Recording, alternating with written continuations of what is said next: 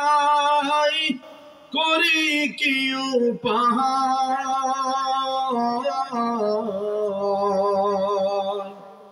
মনে বড় আশা ছিল যাব মদিনা মনে বড় আশা ছিল যাব মদিনা সালাম আমি করব গিয়ে সালাম আমি করব গিয়ে নবীর রওজা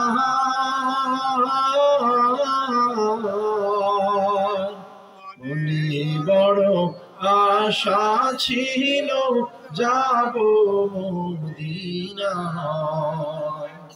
মনে বড় আশা ছিল যাব মদিনা সকলেই জোরে সোরে চিৎকার করে বলেন তো আল্লাহু আকবার আরো একবার চিৎকার করে বলেন আল্লাহু আকবার صدق الله مولانا العظيم وصدق رسوله النبي الأمي الكريم وعلى آله وأصحابه أجمعين ربنا ظلمنا أنفسنا وإن لم تغفر لنا وترحمنا لنكونن من الخاسرين المدينة نوراني حفيظية মাদ্রাসার উদ্যোগে প্রথম বার্ষিক ওয়াজ মাহফিলের সম্মানিত সভাপতিদ্বয় প্রধান অতিথি আমন্ত্রিত হযরত উলামায়ে কেরাম আমার সামনে যারা বসেছেন ব্রাদারান ইসলাম পর্দার অন্তরাল থেকে যারা আমার কথা শুনছেন আবেদা সালেহা মুমিনা মুসলিমা আমার মা ও বোনেরা আপনারা যারা আমার সামনে বসেছেন সর্বপ্রথম তাদের প্রতি অনুরোধ থাকবে আপনারা আমার সঙ্গে একটু কথা বলতে পারবেন না ভাই ইনশাআল্লাহ সবাই বলেন নাই সবাই দিন থেকে বলেন ইনশাআল্লাহ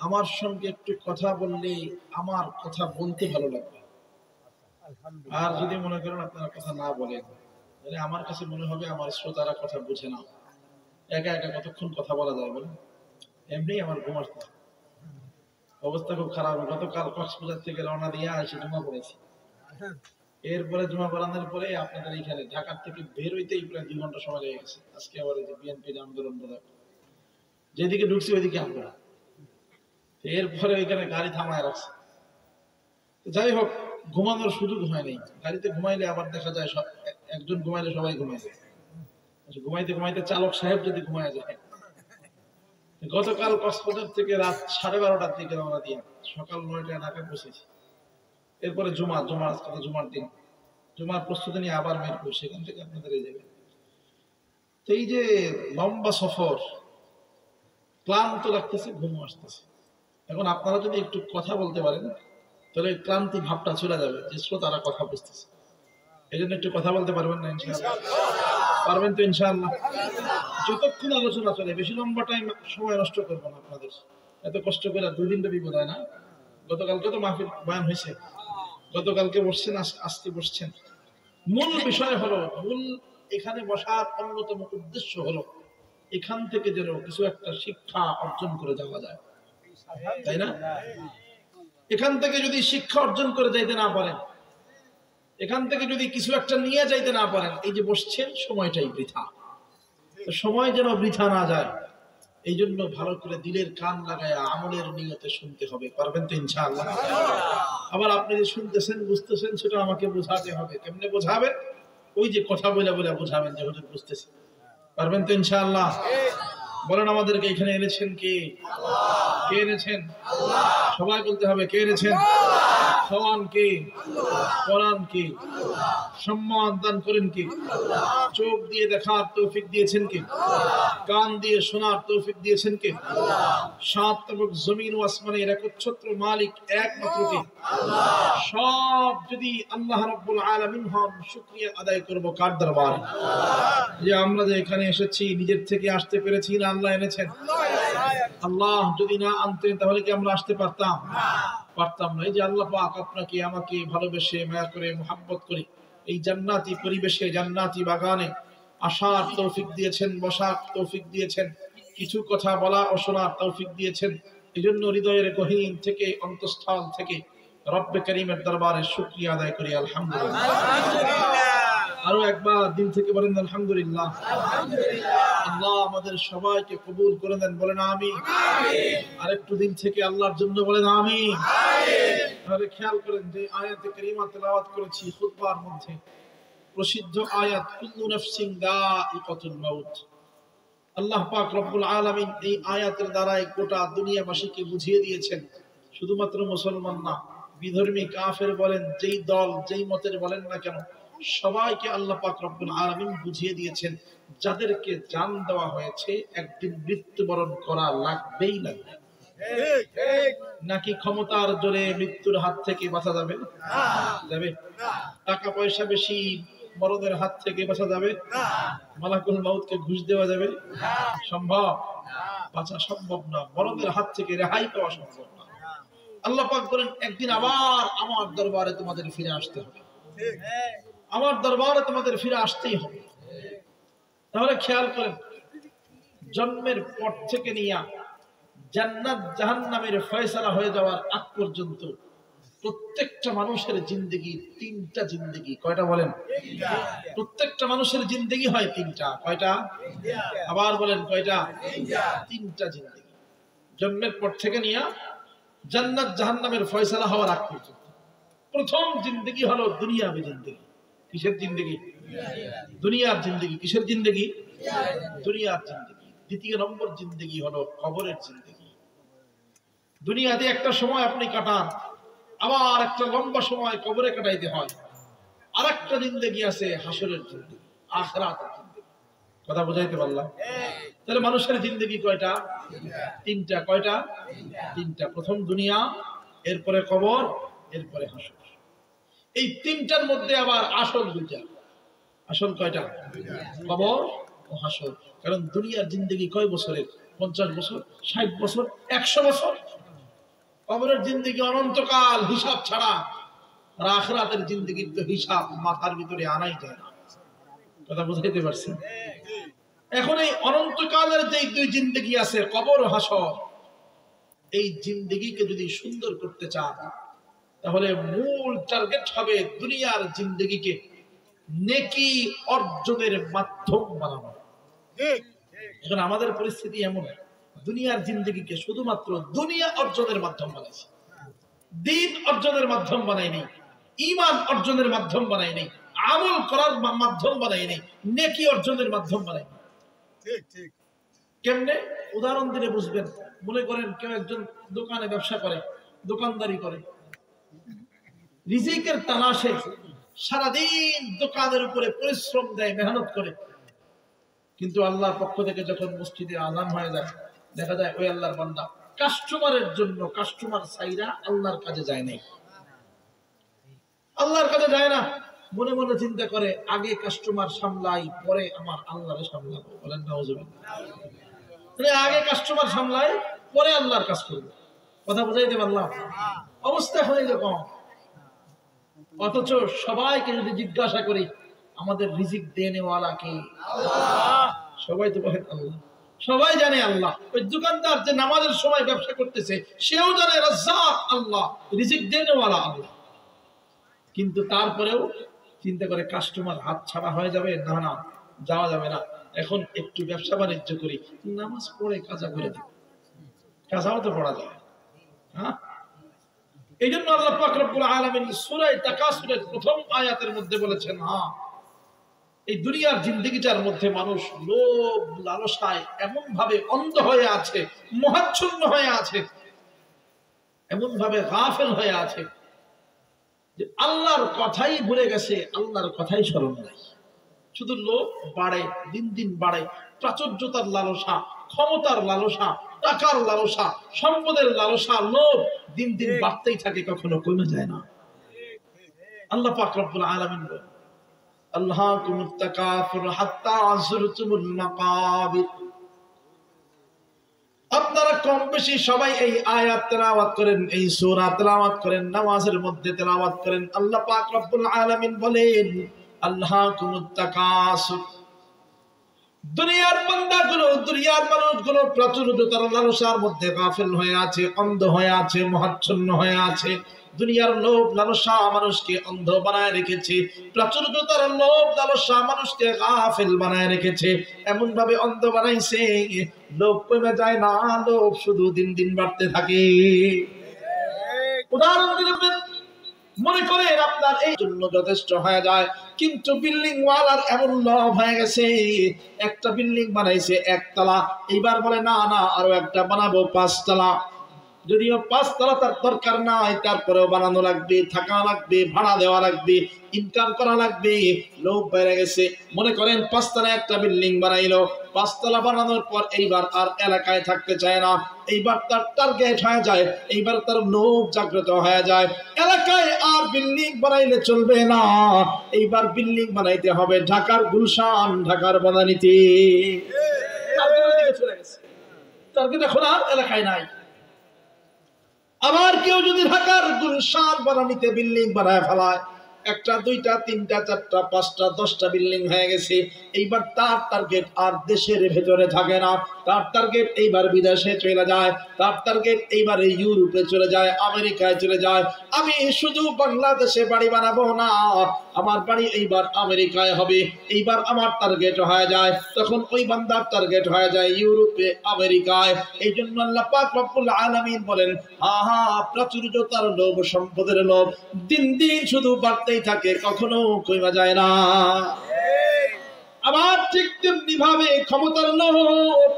আপনার এলাকার একজন সামান্য নেতা যখন মেম্বার নির্বাচন করে, সামান্য নেতা হওয়ার পর তার টার্গেট হয়ে যায় আমি মেম্বার নির্বাচন করব, মেম্বার নির্বাচন করলো, নির্বাচিত হওয়ার পরে নির্বাচিত হয়ে গেল, মেম্বার হয়ে গেল, তার টার্গেট এখন মেম্বারদের মধ্যেই সীমাবদ্ধ থাকে না, তার টার্গেট তখন হয়ে যায় কেমনে চেয়ারম্যান হব, কেমনে বড় নেতা হয়ে যাব।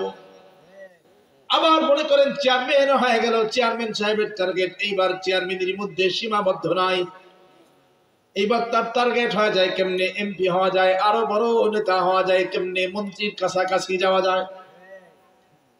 মনে করেন সেই আল্লাহর বান্দা এমপি হয়ে গেল, এইবার তার টার্গেট আরো উপরে, কেমনে মন্ত্রিত্ব পাওয়া যায়, কেমনে শিল্প মন্ত্রী হব, সড়ক মন্ত্রী হব, আইন মন্ত্রী হব, কেমন করে খাদ্যমন্ত্রী, অর্থমন্ত্রী হতে পারে, এই যে তার একটা টার্গেট চলে আসে। মনে করেন বাংলাদেশের মধ্যে সর্বোচ্চ পর্যায়ের টার্গেট যদি ফিল আপ হয়ে যায়, সে যদি বড় কোনো মন্ত্রী হয়ে যায়, তারপরেও তার টার্গেট কমে না, আরো বাড়ে। এইবার চিন্তা করে দেশের ভিতরে শুধু মন্ত্রী হলে চলবে না, আমেরিকার মন্ত্রী হওয়া লাগবে, আমেরিকার পার্লামেন্টে যাওয়া লাগবে। ক্ষমতার লোভ শুধু বাড়ে, ক্ষমতার লোভ। এই জন্য আল্লাহ পাক রব্বুল আলামিন জানায় দিয়েছেন, আল্লাহকুমুত তাকাসুর, ক্ষমতার লোভ, টাকার লোভ দিন দিন শুধু মানুষকে অন্ধ বানায় রাখে, এমন ভাবে বেড়ে যায় মানুষ অন্ধ হয়ে যায়, ক্ষমতা অর্জনের জন্য অন্ধ হয়ে যায়, টাকার লোভ মানুষকে অন্ধ বানায় ফেলায়, সম্পদের লোভ মানুষগুলোকে অন্ধ বানায় ফেলায়, অন্ধ বানায় ফেলায়, গাফেল বানায় ফেলায়, মানুষকে মোহাচ্ছন্ন করে রাখে। হ্যাঁ, একদিন সব লোভ, একদিন সব কিছু শেষ হয়ে যায়। হাত্তা যুরতুমুল মাকাবির, যেই দিন ওই বান্দার চোখ দুটো বন্ধ হয়ে যায়, যেই দিন ওই বান্দা কবরস্থানে পৌঁছায় যায়, সেই দিন ছাড়া ক্ষমতার লোভ জিন্দগিতেও কইমা যায় না, সেই দিন ছাড়া টাকার লোভ জিন্দগিতেও কইমা যায় না, সম্পদ অর্জনের লোভ জিন্দগিতেও কইমা যায় না। হ্যাঁ, সেই দিন কমে যায় যখন বান্দা কবরে পৌঁছায় যায়। কবরে যাওয়ার আগ পর্যন্ত কোন লোভ কইমা যায় না। আল্লাহর নবী হাদিসের মধ্যে জানায় দেন, আল্লাহর নবী বলেন, হাদিসের ভিতরে এসেছে, আল্লাহর নবী বলেন, এই যে দুনিয়া দুনিয়া কইরা সময়টাকে ব্যয় করে দিলা, এই যে দুনিয়ার সম্পদ অর্জনের জন্য অন্ধ হয়ে গেলা, ভাই সম্পদ অর্জন খারাপ কোনো ব্যাপার না, সম্পদ অর্জন করা জায়েজ, সম্পদ অর্জন করার দরকার আছে না নাই? সম্পদ অর্জনের দরকার আছে, কিন্তু আল্লাহকে মাইনাস কইরা, ইবাদতকে মাইনাস কইরা সম্পদ অর্জন করা যাবে না। আপনি আপনার দোকানের মধ্যে ব্যবসা করেন, কোনো অসুবিধা নেই, আপনি চাকরি করবেন, কোনো অসুবিধা নেই, আপনি আপনার ইনকামের জন্য যেই পথ অবলম্বন করা দরকার, হালাল যেই পথগুলো অবলম্বন করা দরকার, সব পথ অবলম্বন করেন, কোনো অসুবিধা নেই। কিন্তু মসজিদ থেকে যখন আজান হয়ে যায়, মসজিদ থেকে মুয়াজ্জিন সাহেব যখন জানায় দেন আল্লাহু আকবার, আল্লাহু আকবার, আল্লাহ সব চাইতে বড়, তোর ব্যবসার চাইতে আল্লাহ বড়, তোর চাকরির চাইতে আল্লাহ বড়, তোর পরিবার পরিজনের চাইতে আল্লাহ বড়, তোর ইনকামের চাইতে আল্লাহ বড়।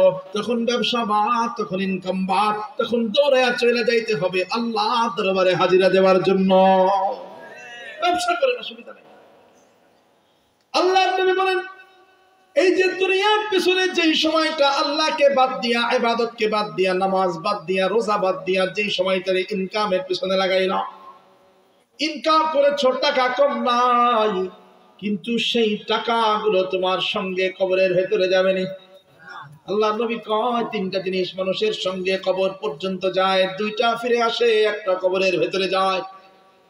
প্রথম জিনিস হলো, তুমি যেই সম্পদ সারা জীবন জিন্দেগি অর্জন করলা, তোমার হায়াতের জিন্দেগিকে যেই সম্পদ অর্জনের পিছনে ব্যয় করে দিলা, সেই সম্পদ তোমার সঙ্গে কবর পর্যন্ত যাবে।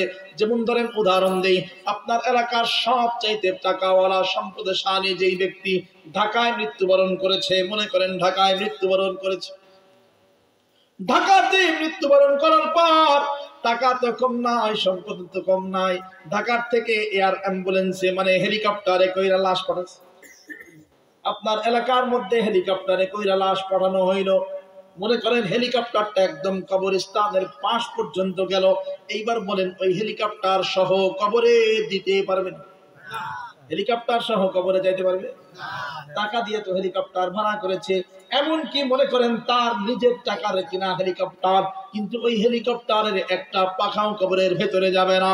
এমনকি তার কবরে এত টাকাওয়ালা মানুষ, তার কবরের ভিতরে একটা পয়সাও দেওয়ার কোনো সুযোগ নেই। কিছু টাকা যে কাফনের পকেটে করে দিয়ে দিবে, কাফনের তো কোনো পকেট হয় না,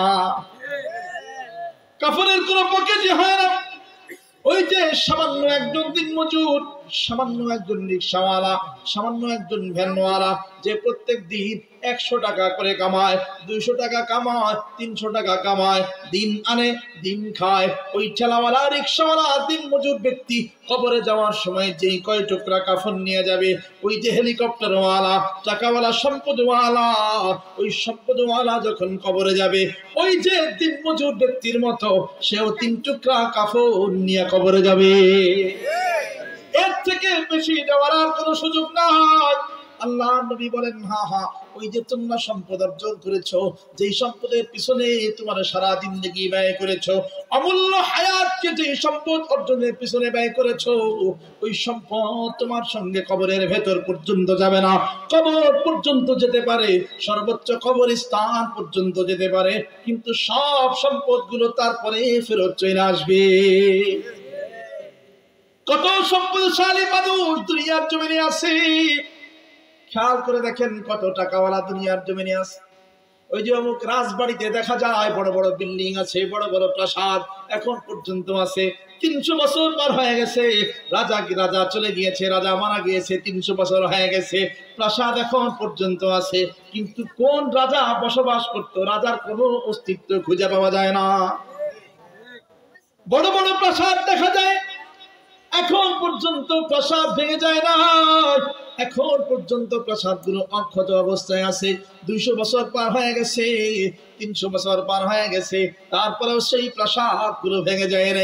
এই জন্য কবি বলেছেন, कैसे कैसे ताजदारो बादशाह चल बसे, ओ खजीना बालखाना शान शौकत क्या हुई, कैसे कैसी खूबसूरत रानिया शहजादिया, तन बदन सब गन गया है, शिक्ल सूरत क्या हुई, यहाँ हम सब मुसाफिर है, वही आखिर ठिकाना, कोई आगे रवाना है, कोई पीछे रवाना। दुनिया तो থাকার জায়গা না। কত সুন্দর সুন্দর বালাখানা দেখলাম, কত সুন্দর সুন্দর প্রাসাদ দেখলাম, কত সুন্দর সুন্দর বাড়ি দেখলাম। বাড়ি আছে, দীর্ঘজীব যাবত পর্যন্ত বাড়িটা থেকে যায়, কিন্তু বাড়ির মালিক বাড়িতে স্থায়ী হয় না। বাদশাহ হারুনুর রশিদের জামানা, আপনারা কম বেশি সকলেই জানেন, বাদশাহ হারুনুর রশিদের জামানায় একজন পাগল ছিল, বাহলুল পাগলা। শুধু পাগল না, সে হলো আল্লাহর পাগল। কার পাগল? জোরে বল। এমন এমন কিছু আল্লাহর পাগল আছে, যে পাগলগুলো শুধু পাগল না, আল্লাহর পাগল।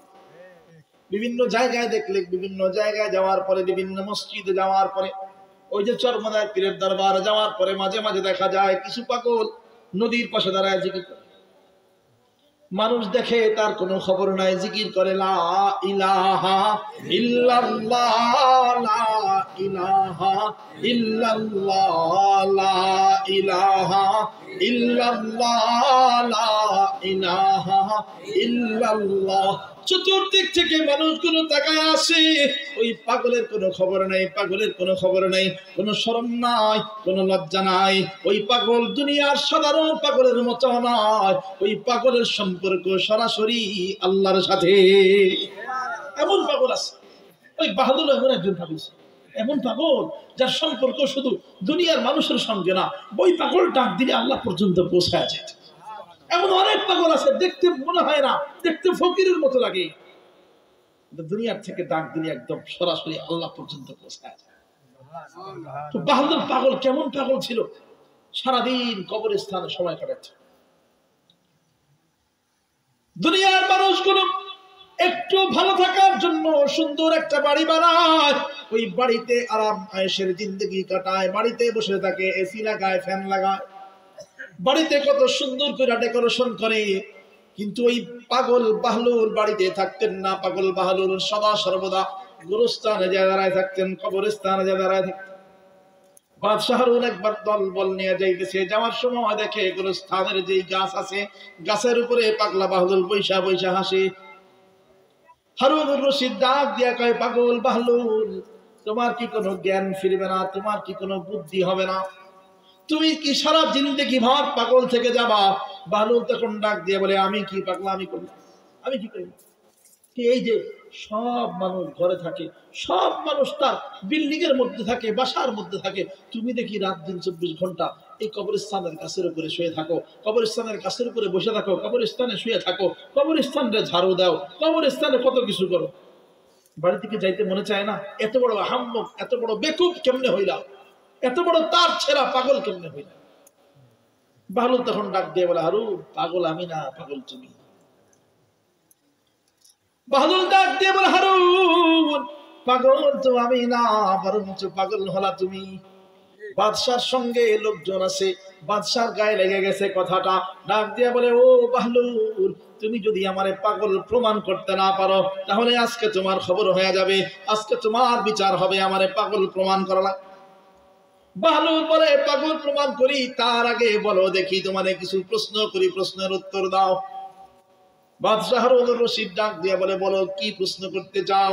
তখন এই বাহলুল ডাক দিয়ে বলে, হারুন, তুমি যেই প্রাসাদের মধ্যে থাকো, তুমি যেই বালাখানাকে আবাদ করতেছো, যেই বালাখানার জন্য এত কষ্ট করতেছো, যেই প্রাসাদের জন্য এত কষ্ট করতেছো, এত মেহনত করতেছো, তোমার ওই প্রাসাদে তোমার আগে কে বসবাস করত? বলে, আমার আগে আমার বাবা অর্থাৎ আগের বাদশাহ বসবাস করত। বলে, তার আগে কে বসবাস করত? বলে, তার আগে তার বাদশাহ বসবাস, আগের বাদশাহ বসবাস। বাহলুল পাগল, আল্লাহর পাগল বাহলুল তখন ডাক দিয়ে বলে, হারুন, সেই বাদশাহ গুলো কোথায়? তোমার আগের বাদশাহ এখন কোথায়? তোমার আগের বাদশাহ, তার আগের বাদশাহ এখন কোথায়? তোমার বাবা কোথায়? তোমার দাদা কোথায়? যারা এত সুন্দর করে প্রাসাদকে আবাদ করেছে, এত সুন্দর করে প্রাসাদ বানাইছে, এত সুন্দর করে ইন্টেরিয়র ডিজাইন করেছে, এত সুন্দর করে প্রাসাদের দেয়ালকে মজবুত করেছে, সেই মানুষগুলো এখন কোথায়? হারুন তখন ডাক দিয়ে বলে, তারা সবাই কবরস্থানে। বাহলুল ডাক দিয়ে বলে, তাহলে আমি কোথায়? বলে, কবরস্থান। আমি কোথায়? বলে, কবরস্থান। ডাক দিয়ে বলে, হারুন, তুমি নিজেও জানো তোমার বাবা যেমনি ভাবে প্রাসাদকে আবাদ করে প্রাসাদে থাকতে পারে নাই, তোমার দাদা, তোমার আগের বাদশাহ, তার আগের বাদশাহ প্রাসাদকে এত সুন্দর করে বানাইয়া দেয়ালকে এত সুন্দর করে বানানোর পরেও মালাকুল মউতের হাত থেকে রেহাই পায় নাই, সবার স্থান হয়ে গেছে কবর, শেষ পর্যন্ত সবার কবরে চলে আসতে হয়েছে। ও হারুন, তুমিও জানো, তুমিও যে এত সুন্দর করে প্রাসাদ আবাদ করতেছ, এত সুন্দর করে প্রাসাদের দেয়ালগুলো মজবুত বানাইতেছ, কিন্তু তুমিও জানো এই প্রাসাদ চিরস্থায়ী না। চিরস্থায়ী যদি কোনো ঘর থাকে সেটা হলো এই কবর। তারপরে তুমি কেমন বোকা ও হারুন, 2 দিনের জন্য যেই ঘর তোমাকে দেওয়া হয়েছে ওই ঘরকে তুমি সুন্দর করে সাজাইলা। 2 দিনের জন্য যেই বাড়িতে তোমাকে থাকতে দেওয়া হয়েছে, এক কথায় তোমার ভাড়া বাসা, ওই ভাড়া বাসা তুমি সুন্দর করে সাজাইলা। নিজের বাসার কোনো খবর তুমি নিলা না, যেখানে তোমার অনন্তকালের জন্য থাকতে হবে। যেই কবরে তোমার অনন্তকালের জন্য থাকতে হবে সেই কবরের তোমার কোনো খবর নাই, কবরের কোনো খবর নেই। কিন্তু যেই বাসা মালিকের বাসা, মালিক যদি ঘাট ধরে বের করে দেয়, সেখানে এক মুহূর্ত থাকার তোমার জন্য সম্ভব হবে না। তুমি যত বড় বাদশাহ হও না কেন, মালিক যদি তোমার ওই প্রাসাদ থেকে তোমাকে বের করে দেয়, এক মুহূর্ত সেখানে রাখবে না। বিশাল সুন্দর করে এক বিল্ডিং বানাইছো, সেখানে এসি রুম আছে, যদি চোখ দুটো বন্ধ হয়ে যায় দেখবেন সন্তানগুলো কয় এই লাশটারে আর রাখা যাবে না। তখন আর বাবা বাবা বইলা কেউ ডাক দেয় না, তখন কেউ বাবা বাবা বাবা বাবা শব্দটা বলেই না, বলে লাশ। যার জন্য আপনি এত সুন্দর করে বিল্ডিং বানাইলেন, সেই বিল্ডিং এ আপনি থাকতে পারেন না, সন্তানগুলো বের করে দেয়, বের করে। ও বাদশাহ হারুন, তুমিও জানো এটা তোমার স্থায়ী প্রাসাদ নয়, স্থায়ী বসবাসের স্থান নয়, তারপরেও সেটা তুমি আবাদ করো না। আর আমি তোমার মতো বোকা না, যে কবর আমার স্থায়ী জায়গা, যে কবর আমার স্থায়ী থাকার জায়গা, আমি সেটাকে আবাদ করতেছি। সেখানে বৈশা বৈশা কবরের স্মরণ করতেছি। কবরের স্মরণের মাধ্যমে আল্লাহর ইবাদতে বেশি মজা পাওয়া যায়। এই কারণে আমি সারাদিন এই কবরকে আবাদ করার জন্য কবরের স্থানে থাকি। তোমার মতো যদি আহাম্মক পাগল হইতাম, তাহলে আমার আসল বাড়ি না সাজাইয়া নকল বাড়িরে সাজাইতাম। বাচ্চা হারুন কয়, হাই রে ভাই, তুমি তো কঠিন নসিহত করলাম, চোখ দিয়ে পানি বের হয়ে গেছে। এত দামি কথা কেউ আমার শোনায় নাই, আসলেই আমি পারবো। ডাক দিয়া কয়, ও ভালো, আমারে আরো কিছু নসিহত করো না, আরো কিছু ওয়াজ নসিহত করো। আল্লাহর পাগল বাহলুল তখন ডাক দিয়া বলে, বাদশাহ তোমারে আমি কি নসিহত করব? যেহেতু তুমি এই রাজ্যের বাদশাহ, তোমার জন্য হলো একটা নসিহত। সেই নসিহত হলো তুমি আল্লাহর কোরআন অনুযায়ী রাজ্য চালাইবা। যদি আল্লাহর কোরআন অনুযায়ী রাজ্য চালাইতে পারো, হতে পারে ওই কোরআন অনুযায়ী রাজ্য চালানোটা আল্লাহর কাছে যদি পছন্দ হয়ে যায়, তাহলে সেই কারণে তুমি আল্লাহর জান্নাত পেয়ে যাইতে পারো। সেই কারণে হয়তো আল্লাহর জান্নাত পেয়ে যায়। এখন বাদশাহ হারুন ডাক দিয়ে কয়, কত সুন্দর নসিহত, বাদশার জন্য উপযুক্ত নসিহত। এবার বলো বাহলুল, এত সুন্দর সুন্দর 2-3টা নসিহত তুমি আমারে করলা, এবার বলো তুমি কি চাও? তোমার চাওয়া আমি কিছু চাওয়া পূরণ করতে চাই। সারা জিন্দেগি তো পাগল হয়ে কাটাইলা, কিছু কি চাওয়ার আছে? আমার কাছে কতজন কত কিছু চায়, যে যা চায় আমি হারুন ফিরাই দেই। আল্লাহর পাগল বাহলুল তখন ডাক দিয়ে বলে, হারুন চাইলে তোমার কাছে একটা জিনিস চাবো না, 2-3টা জিনিস চাই। যদি তুমি আমার এই 2-3টা মনের আশা, এই চাওয়াকে পূরণ করতে পারো, তাহলে সারা জিন্দেগি তোমার শুকরিয়া আদায় করব। সারা জিন্দেগি তোমার শুকরিয়া আদায় করব, যদি 3টা পূরণ করতে পারো। 3টা চাওয়া আছে, কয়টা? বলেন কয়টা? বাহলুল ডাক দিয়ে বলে, হারুন আমার প্রথম চাওয়াটা তাহলে ভালো করে শুনে নাও, পূরণ কিন্তু করতে হবে, পূরণ কিন্তু করতে হবে। হারুন বলে, হ্যাঁ হ্যাঁ, সারা জিন্দেগি যে আমার কাছে যা চেয়েছে আমি কোনোদিন ফেরাই দেইনি, কি আর চাইবা? এমন কি চাওয়ার আছে বলো না দেখি, তুমি আমার কাছে কি চাও? বলে, আমার প্রথম চাওয়া হলো যখন আমার হায়াতের জিন্দেগি শেষ হয়ে যাবে, তখন তুমি তোমার ক্ষমতা দিয়ে আমার হায়াতকে বাড়ায় দিবা। সম্ভব? সম্ভব নেই। হায়াত বাড়ানো সম্ভব? কারণ ক্ষমতা তো আছে, সব তো পারে, হায়াত বাড়ানো সম্ভব। হারুন তখন ডাক দিয়ে বলে, বাহলুল প্রথম চাওয়া এমন এক জিনিস চাই না যা আমি বাদশাহ কেন, সারা দুনিয়ার সব বাদশাহ যদি একত্রিত হইয়া কেন হায়াত বাড়াইতে চায়, কোনোদিন সম্ভব না। এমনকি তুমি কেন, যদি আমার হায়াত শেষ হয়ে যায়, আমি আমার নিজের হায়াতকে বাড়ানোর যোগ্যতা রাখি না। বাহলুল ডাক দিয়ে বলে, তাহলে এবার 2 নম্বর চাওয়াটা তো চাইতে হয়। যেহেতু তুমি আমার হায়াত বাড়াইতে পারবা না, হায়াত শেষ হওয়া মানে আজরাইল মালাকুল মউত আমাকে নেওয়ার জন্য চলে আসবে, রূহ কবজ করার জন্য চলে আসবে। হায়াত শেষ হয়ে গেছে তো মালাকুল মউত আমার নেওয়ার জন্য চলে আসবে। তোমার তো পুলিশ, আর্মি, র্যাব, বিডিআর কম নাই, সবকিছু ঠেকায় দাও, রাজ্যের পরে রাজ্য জয় করে ফেলাও বিনা দ্বিধায়, রাজ্যের পরে রাজ্য জয় করে ফেলাইতেছ। ক্ষমতা তো কম নাই তোমার, ওই পুলিশ আর্মি র্যাব বিডিআর বাহিনী তো কম নাই, কিন্তু মালাকুল মউত যখন আমার রূহ কবজ করার জন্য আসবে তোমার ওই বাহিনী দিয়া তখন মালাকুল মউত রে ফিরায় রাখবা? সম্ভব? হ্যাঁ, মালাকুল মউতের হাত থেকে আমারে বাঁচাবা সম্ভব? বাচ্চা আর কি চাইতেছে, এগুলো তো আমার পক্ষে সম্ভব না। এবার বাহলুল ডাক দিয়ে বলেন, তাহলে তোমার কাছে 3 নম্বর চাওয়াটা জানাই ফেলাই। 3 নম্বর চাওয়া হলো, তুমি তো আমার হায়াত বাড়াইতে পারলা না, তুমি তো আমার আজরাইলের হাত থেকে আমারে তুমি বাঁচাইতেও পারলা না, মালাকুল মউতের হাত থেকে তুমি আমারে বাঁচাইতেও পারলা না, আমি তো মইরাই যাব।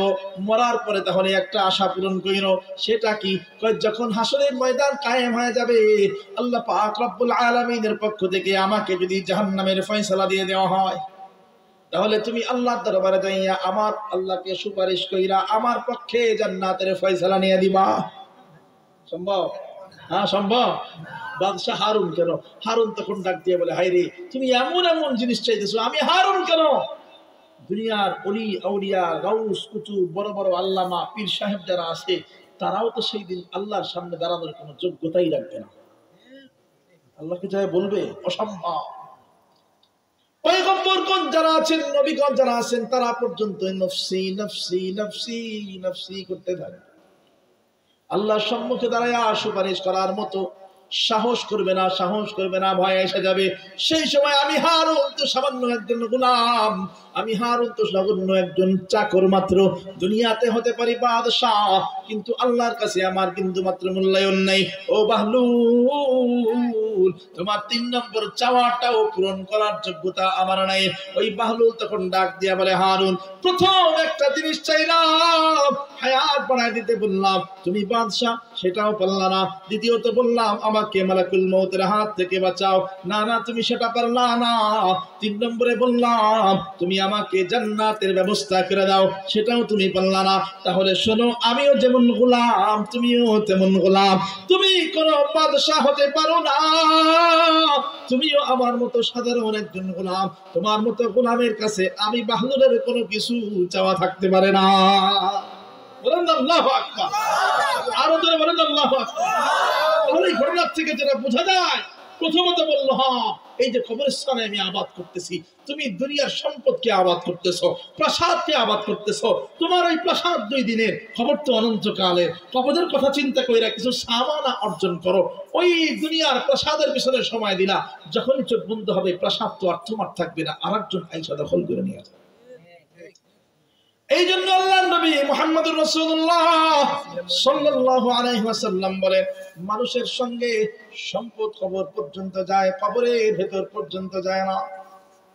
দ্বিতীয় নম্বর আরো একটা জিনিস মানুষের সঙ্গে কবর পর্যন্ত যায়, ভেতরে যায় না, সেটা হলো আত্মীয় স্বজন, মুহাব্বতের মানুষজন।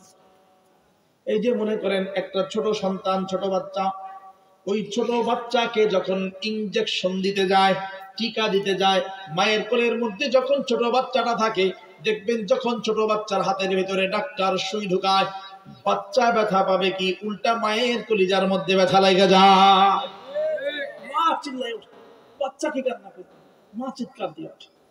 আবার বাচ্চাটা একটু বড় হয়েছে, হাতে একটু কেটে গেছে, সামান্য একটু কাটছে, দেখবেন বাচ্চার যতটুকু ব্যথা তার চাইতে মায়ের আরো বেশি ব্যথা। মা তার অন্তরের মধ্যে বাচ্চার মহব্বতকে, সন্তানের মহব্বতকে এমন ভাবে লালন করে, সন্তান ব্যথা পাওয়ার আগে মা কেমন যেন ব্যথা পাওয়া যায়।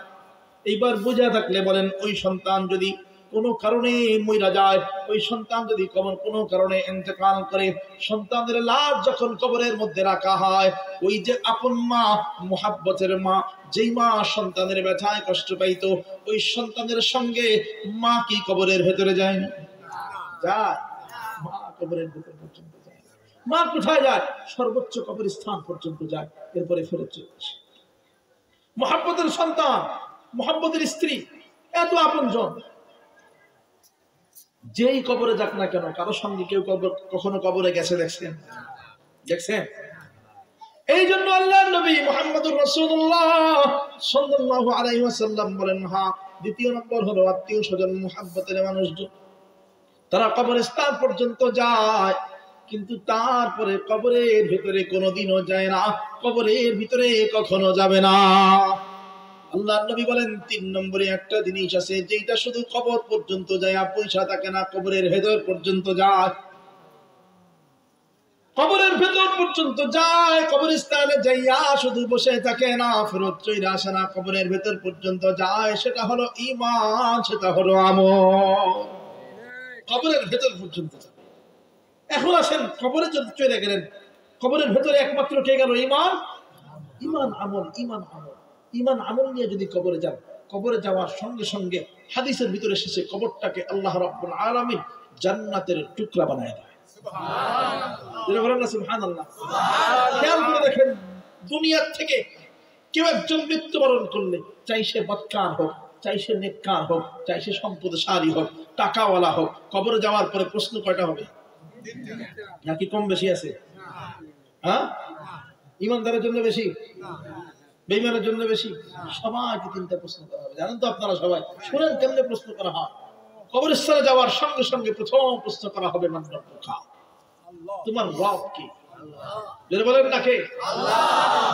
জুলফিকার আহমদ নকশবন্দি দামাত বরকাতুহুম তারা কিতাবের মধ্যে লেখেন, কবরস্থানে যাওয়ার পর যদি ঈমানদার বান্দা কবরে যায়, পাওয়ারফুল ঈমানদার বান্দা, সাধারণ ঈমানদার বান্দা না, আমাদের মতো নরবড় ঈমানওয়ালা না, যাদের ঈমানের মধ্যে মজবুতি আছে, পাওয়ারফুল ঈমানওয়ালা বান্দা যখন কবরের মধ্যে যাবে, যাওয়ার পরে ফেরেশতারা এসে যখন জিজ্ঞাসা, মান রব্বুকা, তোমার রব কে? তখন ওই পাওয়ারফুল ঈমানদার বান্দা জবাব দেওয়ার আগে ফেরেশতারে উল্টা জিজ্ঞাসা, তোমরা কারা, কোথা থেকে আসলা? আল্লাহ। ফেরেশতাদেরকে উল্টা ডাক দিয়ে জিজ্ঞাসা করবে, তোমরা কারা, কোথা থেকে এসেছো? ফেরেশতারা তখন ডাক দিয়ে বলবে, আমরা আল্লাহর ফেরেশতা, তোমাকে প্রশ্ন করার জন্য আসলাম। ওই পাওয়ারফুল ঈমানদার বান্দা তখন ডাক দিয়ে বলবে, তোমরা কত দূর থেকে এসেছো? বলে, আমরা আসমান থেকে এসেছি। আসমান জমিনের দূরত্ব কত কিলোমিটার? বলে, হাজার হাজার কিলোমিটার। এত লম্বা সফর করে এসেছো। দুনিয়াতে কেউ যদি লম্বা সফর করে আসতো, অথবা কেউ যদি কখনো লম্বা সফর করে আসে, দেখবেন তার মস্তিষ্ক ছুটে যায়, ভুলে যায়, লম্বা সফর হওয়ার কারণে ক্লান্ত হয়ে যায়, ক্লান্তি ভাব চলে আসে। একটা জিজ্ঞাসা করলে আর একটা উত্তর দেয়। ওই বান্দা তখন ডাক দিয়ে বলবে, ফেরেশতারা রে, এত লম্বা সফর করে আসলা, দেখি তোমাদের রবের নাম মনে আছে কিনা, দেখি বলো তোমাদের রবের নাম কি? বলেন আল্লাহু আকবার। ফেরেশতারা সাথে সাথে ডাক দিয়ে বলবে, বান্দা, আমরা আমাদের রবের নাম ভুলে যাই না, আমাদের রবের নাম হলো আল্লাহ। বান্দা তখন ডাক দিয়ে বলবে, ফেরেশতারা রে, এত লম্বা সফর করে আসলা, তারপরেও রবের নাম ভুলে যাও না। আমি তো তোমাদের মতো কোনো লম্বা সফর করে আসি নাই। আমার সফর তো হাজার হাজার কিলোমিটার না, আমার সফর ছিল জমিনের উপর থেকে জমিনের নিচে আসা। এত লম্বা সফর করার পরেও যদি তোমরা রবের নাম মনে রাখতে পারো, আমি তো লম্বা সফর করে আসি নাই, জমিনের উপর থেকে কেবলমাত্র জমিনের নিচে আসছি। তোমরা যদি এত লম্বা সফর করার পরেও রবের নাম ভুলে না যাও, কেমন করে মনে করো না জমিনের উপর থেকে জমিনের নিচে আইসা আমি আমার রবের নাম ভুলে যাব? আমার রবের নাম সেটা নাও, আমার রবের নাম হলো আল্লাহ। अल्लाह अल्लाह क्या मसा मुर्शिद की बैखाना में है, जुनू आलम के हकीकत ये कि पैमाना में है, शमा में हिम्मत का हाजू एक परवाना में है, लुत्फ जीने में नहीं जल जल के मर जाने में है, लुत्फ जीने में नहीं जल जल के मर जाने में है। जल अल्लाह, আবার চিৎকার দিয়ে বলেন না আল্লাহু আকবার। প্রথম প্রশ্নের জবাব যখন বান্দা দিয়ে ফেলবে, দিয়ে ফেলার পরে আবার দ্বিতীয় প্রশ্ন করা হবে, মা দীনুকা, তোমার ধর্ম কি, তোমার দিন? বান্দা সাথে সাথে জবাব দিয়ে দিবে, আমার দিন হলো দ্বীনুল ইসলাম। তৃতীয় নম্বর প্রশ্ন করার সময় নবী মুহাম্মদুর রাসূলুল্লাহ সাল্লাল্লাহু আলাইহি ওয়াসাল্লামের চেহারা মুবারককে প্রদর্শন করা হবে, দেখানো হবে। এনাকে তোমাদের মাঝে পাঠানো হয়েছিল, চেনো কিনা তাকায় দেখো।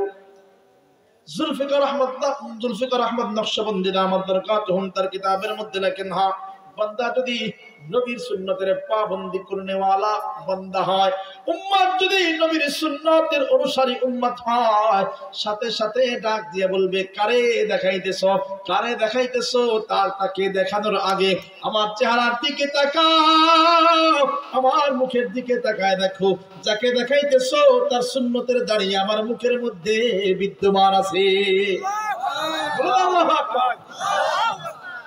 কাকে দেখায় প্রশ্ন করতেছো? যাকে দেখাইতেছো তার সুন্নাত আমার মুখের মধ্যে বিদ্যমান আছে। তাকাও তাকাও, তাকায় দেখো। তিনটা প্রশ্নের জবাব দেওয়ার সাথে সাথে আল্লাহর পক্ষ থেকে ঘোষণা হয়ে যাবে, বান্দা বড় নেককার বান্দা, বান্দা বড় আমলওয়ালা বান্দা, বান্দার ঈমানের মধ্যে অনেক পাওয়ার, বান্দার আমল সচ্চা আমল, সচ্চা আমল। এই বান্দার কবরকে স্বাভাবিক অবস্থায় রাখা যাবে না। আল্লাহ পাক ডাক দিয়ে বলবেন, রহমতের ফেরেশতারা কোথায়? আল্লাহর পক্ষ থেকে রহমতের ফেরেশতাদেরকে ডাক দেওয়া হবে, ও রহমতের ফেরেশতারা কোথায়? একজন জান্নাতি বান্দার আগমন হয়ে গেছে, তার কবরের মধ্যে তোমরা যাইয়া জান্নাতের বিছানা বিছায়া দাও। আফরিশুহু মিনাল জান্নাহ, হাদিসের মধ্যে বলা হয়েছে আফরিশুহু মিনাল জান্নাহ, বান্দার কবরের মধ্যে জান্নাতের বিছানা বিছায়া দেওয়া হবে। আল্লাহর পক্ষ থেকে আরো ঘোষণা হয়ে যাবে, বান্দা বড় নেককার বান্দা, বান্দার শরীরে স্বাভাবিক রাখা যাবে না, জান্নাত থেকে পোশাক নিয়ে যায় বান্দার শরীরের মধ্যে জান্নাতের পোশাক পরায়া দাও, জান্নাতের পোশাক পরায়া দাও। শুধু কি তাই? শুধু তাই নয়, আবার ঘোষণা হয়ে যাবে মুফতাহু লাহু বাবান ইলাল জান্নাহ, বান্দার কবর থেকে নিয়ে জান্নাত পর্যন্ত দরজা খুলে দাও, দরজা খুলে দাও। বান্দার কবর থেকে নিয়ে জান্নাত পর্যন্ত দরজা খুলে দেওয়া হবে। দরজা খুলে দেওয়ার পর জান্নাত থেকে যখন ঠান্ডা ঠান্ডা হাওয়া আসতে থাকবে, জান্নাতি হাওয়া যখন কবরের মধ্যে আসতে থাকবে, তখন বান্দা চিৎকার করে বলবে, আল্লাহ, আমি যে এতটা শান্তিতে আছি, দুনিয়ার কেউ তো জানে না আমি যে কতটা শান্তিতে আছি, দুনিয়ার কেউ জানে না। দুনিয়াতে ওই যে আমার ভাই জীবিত আছে, আমার বোন জীবিত আছে, আমার সন্তান জীবিত আছে, আমার মা জীবিত আছে, আমার বাবা এখনো জীবিত আছে। একবার সুযোগ দাও, তাদেরকে যাইয়া বইলা আসতে চাই কবরে আমার কবরে কতটা শান্তি। আল্লাহ পাক রব্বুল আলামিন ডাক দিয়ে বলবেন, আরে বান্দারা, এখানে আসা যায়, এখান থেকে আর যাওয়া যায় না, এখানে আসা যায়, এখান থেকে আর ফেরত চলে যাওয়া যায় না। তুমি আরামকে উপভোগ করতে থাকো, আরাম আয়েশের জিন্দেগি কাটাইতে থাকো। ওই যে বললাম একটা জিন্দেগি আছে, কবরের জিন্দেগি। দুনিয়ার থেকে ঈমান নিয়ে কবরে আসছো, তো এখন কবরের জিন্দেগি আরাম আয়েশে কাটাও। বান্দা ডাক দিয়ে বলবে, আল্লাহ, কতদিন পর্যন্ত এইভাবে আরাম আয়েশের জিন্দেগি কাটাবো? আল্লাহ পাক রব্বুল আলামিন ডাক দিয়ে বলবেন, বান্দা, অনন্তকালের জন্য এইভাবে তোমার জিন্দেগি কাটাও। যখন তোমাকে আমার প্রয়োজন হবে, আমি আল্লাহ তখন আমার কুদরতি কণ্ঠ দিয়া তোমারে ডাইকা উঠায় নেব। এই গেল ইমানদার বান্দার কবরের চিন্তা। আবার ওই যে বেঈমান বান্দাও তো কবরে যাবে নাকি? প্রশ্ন কয়টা? কয়টা প্রশ্ন করা হবে? প্রথম প্রশ্ন করা হবে, মান রাব্বুকা, বেঈমান বান্দা তো দুনিয়ার জমিনে রবকে চেনার জন্য মসজিদে আইসা হাজিরা দেয় নাই। ও ভাই ভালো করে শোনেন, ও যুবক ভাই ভালো করে শোনেন, বেঈমান বান্দাগুলো মসজিদে রবের ডাকে সাড়া দিয়ে আসে নাই। ফজরের সময় ঘুমে ঘুমে পার করে দিয়েছে।